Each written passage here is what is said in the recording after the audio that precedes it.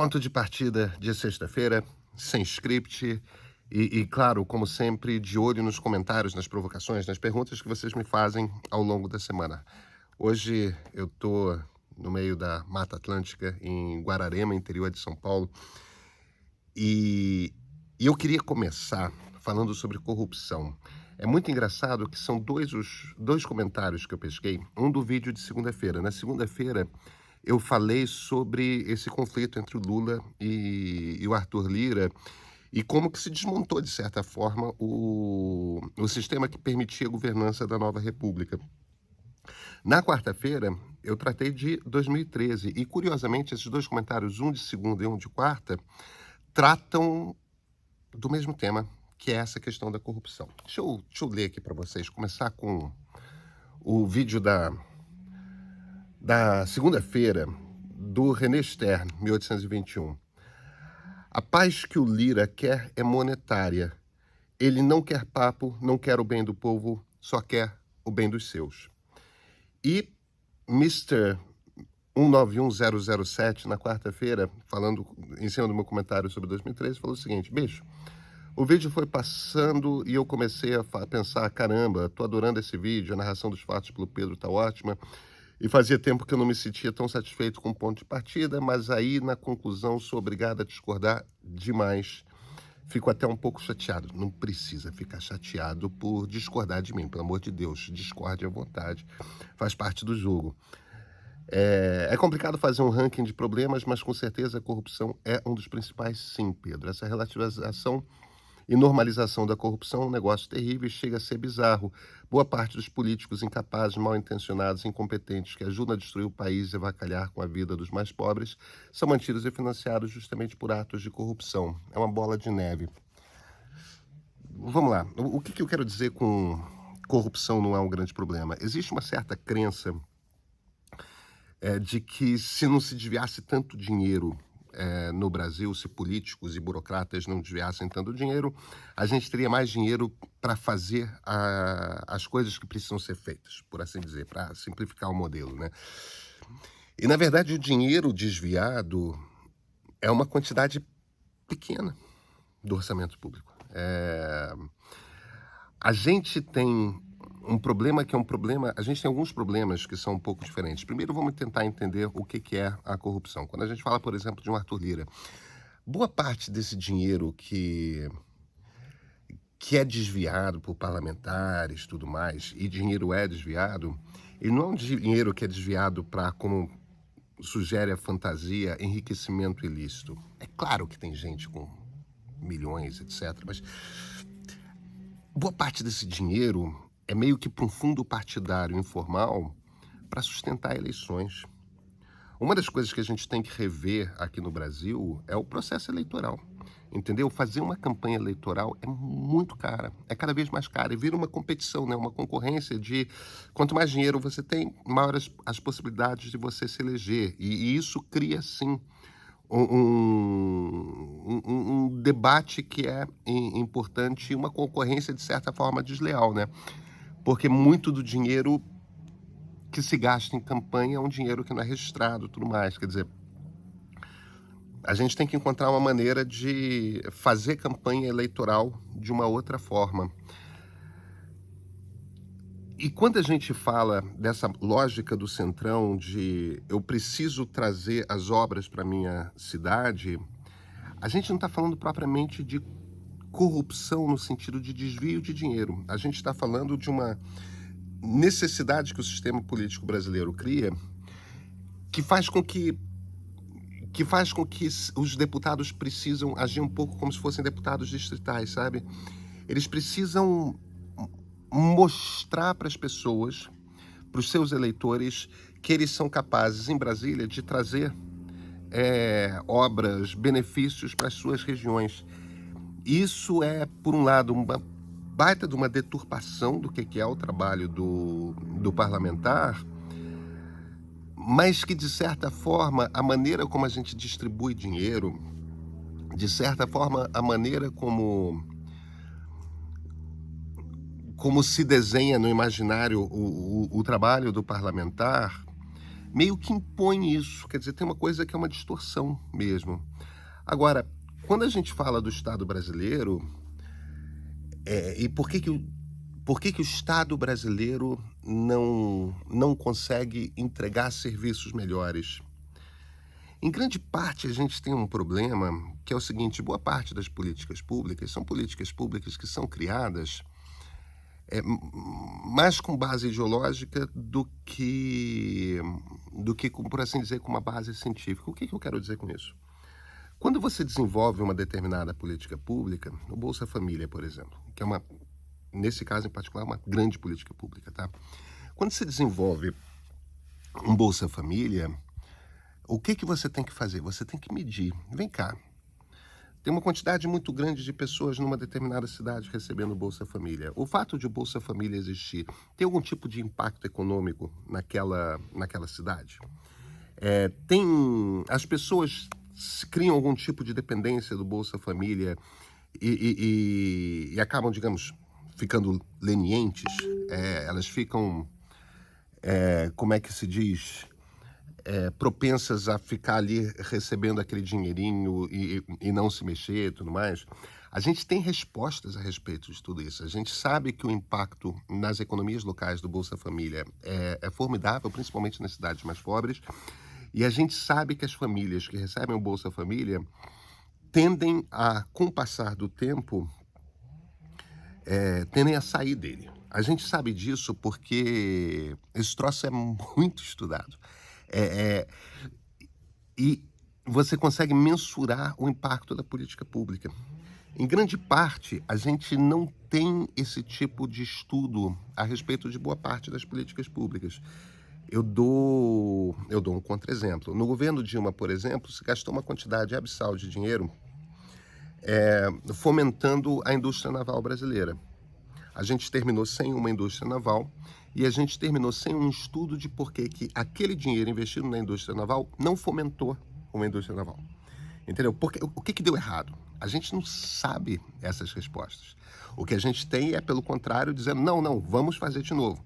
Assim como essa questão de, por exemplo, os subsídios de automóveis que o governo Lula vai fazer. Tudo bem, vamos subsidiar automóveis e vamos tentar fazer com que alguns carros tem um preço abaixo de 60 mil reais. Tá.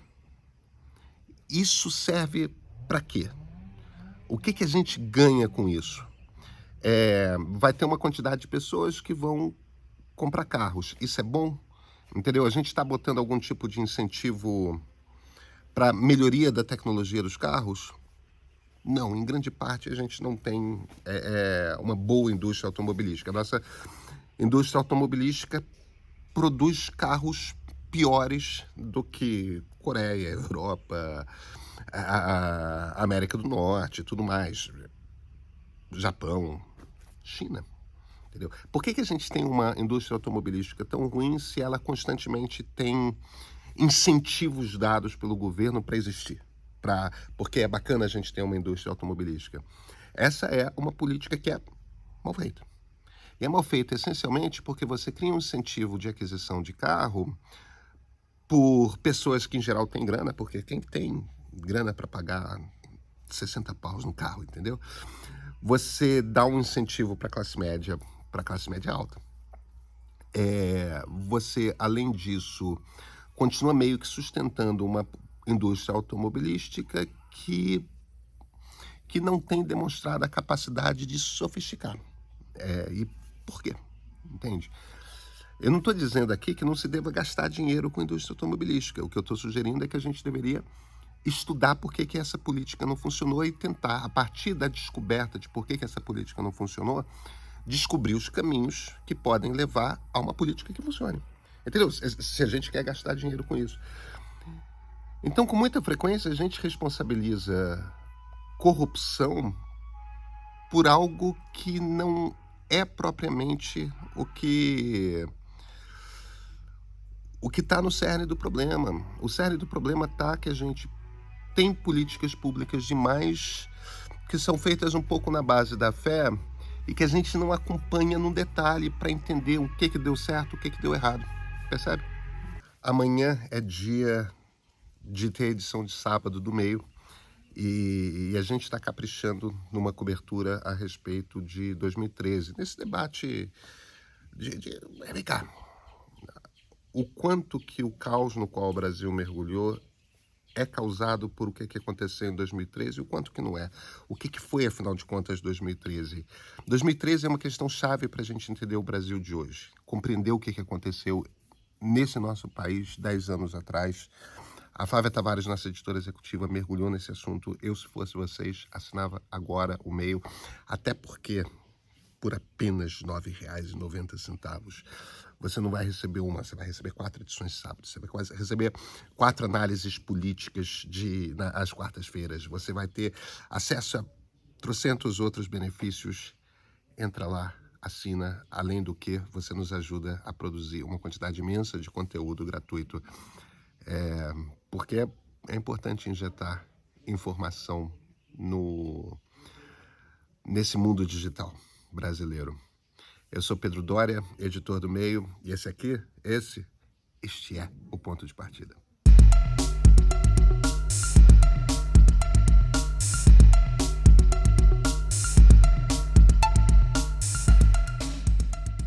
Fernanda Mori faz a seguinte provocação. Só discordo de uma coisa, Pedro. Marina Silva tinha sim uma resposta em 2014, mas deu no que deu. Isso é uma resposta a um comentário do vídeo de 2013, em que eu disse que a classe política na eleição de 2014 meio que se furtou a tratar dos debates que tinham sido levantados, né? Que é a má qualidade de gestão do Estado brasileiro. E aí ela se vira e fala, como assim? Os políticos em 2014, talvez o Aécio, talvez a Dilma, não. Mas a Marina tinha... E a Fernanda tem toda a razão, tá? O Zé Gustavo, que é um dos fundadores da rede, por conta do mesmo vídeo, me mandou por zap o texto de fundação da rede naquela época. E olha que coisas que eles escrevem. Olha, superamos uma ditadura militar de mais de 2 décadas, aprovamos o impeachment do primeiro presidente eleito sob a redemocratização, debelamos um processo inflacionário arrasador que parecia não ter fim, iniciamos importante trajetória de redução das desigualdades sociais que ainda marcam nossa sociedade. Prevalece, contudo, um modelo econômico que privilegia alguns setores em detrimento da aplicação de recursos em áreas essenciais ao desenvolvimento do país e ao bem-estar da sociedade. Eles falam claramente o quanto que a gente não consegue resolver o problema da saúde pública, quanto que a gente não consegue resolver o problema da educação. E, enfim, a Marina não conseguiu criar a rede para a eleição de 2014, ela acabou se tornando candidata a vice numa chapa cujo titular terminou morto. E quando o Eduardo Campos morreu, ela virou candidata à presidência da República em meio a um grande processo de comoção nacional e foi triturada pela campanha, principalmente do PT. Mas ela estava, sim, fazendo um discurso que, de certa forma, foi apagado por conta da agressiva campanha que se fez naquele momento. Uma campanha mentirosa, tá? Eu estou ressaltando a questão do PT, não é que os tucanos fossem inocentes, porque não eram, tá?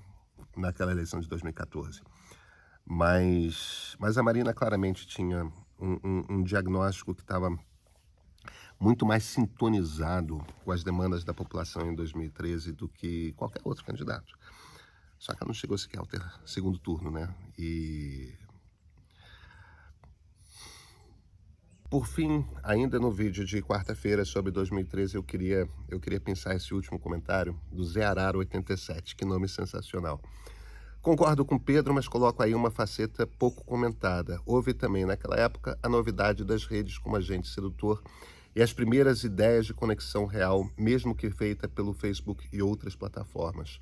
Colocar o virtual nas ruas, a comodidade disso e a habilidade daqueles primeiros influencers. Era um tipo de militância e de engajamento que fugiam à regra do que vinham para testar a todos.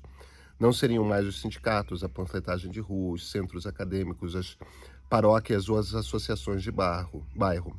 As redes chegaram e aquelas redes eram uma novidade imensa e ainda cheias de mistério. Eu não vou ler o comentário todo agora, Zé. Você tem razão. Existe um dado fundamental. Boa parte de ser uma manifestação desorganizada, sem um slogan claro, está diretamente relacionado ao fato de que não houve uma organização central. Em geral, quando você vê, a UNE teve um papel fundamental na organização das passeatas de 1968, do abaixo da ditadura, e das passeatas do Fora Collor, 1992. Em 1984, 85, nas diretas já, os partidos políticos tiveram um papel importantíssimo, os sindicatos tiveram um papel importantíssimo de organização. E quando você tem essa organização, essa convocação, essa garantia de que você já vai levar uma massa, que são as pessoas que são ligadas ao seu movimento para a rua, e aquilo meio que um pontapé inicial, isso também ajuda a uniformizar a mensagem. O fato de que 2013 foi mobilizado pelas redes sociais, é aquela coisa, né, do vem pra rua, vem, tudo mais. Aquilo está diretamente ligado a uma certa desorganização do discurso. Uma falta de uma linha clara de qual é o protesto que você está fazendo. E quando eu faço essa comparação de 2013 com a Primavera Árabe, com a Onda Verde iraniana, com Occupy Wall Street, com os indignados da Espanha, eu tô falando também disso mesmo, entendeu? A Primavera Árabe era chamada de a revolução do Twitter, né? Da Twitter Revolution, em boa parte da... E o motivo era porque a organização era feita pelas redes sociais. E é claro que as redes fazem diferença. Naquela época a gente ainda tinha uma impressão, isso eu me incluo, tá? Eu já tinha uma coluna semanal na grande imprensa sobre tecnologia, e essa relação da tecnologia com a política fazia mais de 10 anos, quando aconteceu 2013. E eu ainda tinha uma visão que hoje eu considero um bocado ingênua, de que a internet é esse grande democratizador das vozes, né? Então, boa parte daquele movimento, você vê, o surgimento da mídia ninja está diretamente ligado a isso, né? Vamos democratizar tudo. A gente vai ter, o povo vai falar o que ele pensa, né? O que ele acha. O povo, enfim, vai ter voz. E a gente não tinha noção ainda de o quanto que essas redes podem ser mobilizadas para, vamos falar com franqueza, para manipulação da opinião pública, né? Em 2016 isso já é muito claro.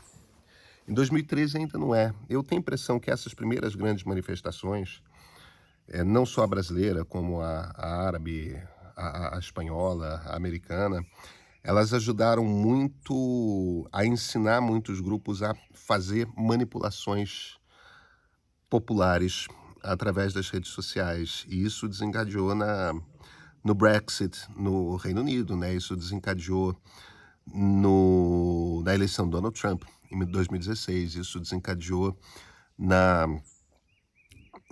eleição de Jair Bolsonaro, em 2018, aqui no Brasil. Então, é claro que as redes tiveram, sim, um papel fundamental e as manifestações não teriam aquelas características se não fossem as redes sociais. Eu só argumentaria o seguinte: isso não é para dizer que a mobilização não era real, que as pessoas não estavam na rua, elas encontraram um caminho para se mobilizar sem a necessidade de um aparato, de uma estrutura política, né? Mas isso não quer dizer que não houvessem queixas. Elas conseguiram se organizar sem aquele aparato, porque havia uma nova ferramenta para a organização. Mas as queixas eram muito reais. E continuam muito reais. O diabo é isso, né? Porque aquilo acabou provocando um fenômeno, e aí eu faço o arco completo, né? Voltando para a questão da ideia de corrupção. Quando você diz, o grande problema é corrupção, corrupção é crime e corrupção eh, tem que ser punida de acordo com o que manda a lei. Mas quando você começa a achar que o grande problema do Brasil é de corrupção, aí você começa a achar também que, ah, se tivéssemos outros políticos, o problema é que esses políticos não prestam. E, e o sistema político, mesmo quando você bota corrupção ali no meio, ele é um sistema que funciona. É aquilo que eu diversas vezes falei, gente, a gente resolveu o problema da fome no Brasil, a gente resolveu o problema da hiperinflação no Brasil, a gente resolveu alguns problemas muito grandes. A gente criou uma estrutura universal de atendimento à saúde, a gente criou coisas como farmácia popular, a gente tem algumas universidades públicas que são formidáveis em termos de qualidade. A gente tem ilhas de excelência no setor público, inclusive na área de pesquisa, como, por exemplo, a Embrapa. A gente não teria esse agronegócio que a gente tem se não fosse o desenvolvimento científico que nasce da Embrapa. O Estado brasileiro funciona. O Estado brasileiro... E isso é um troço que é o frustrante, né? A gente tem tantos indícios de que o Estado brasileiro é capaz de funcionar que a gente começa a se perguntar, caramba, por que a gente não resolve o problema da educação? Da educação básica, sabe? Por que a gente não consegue resolver?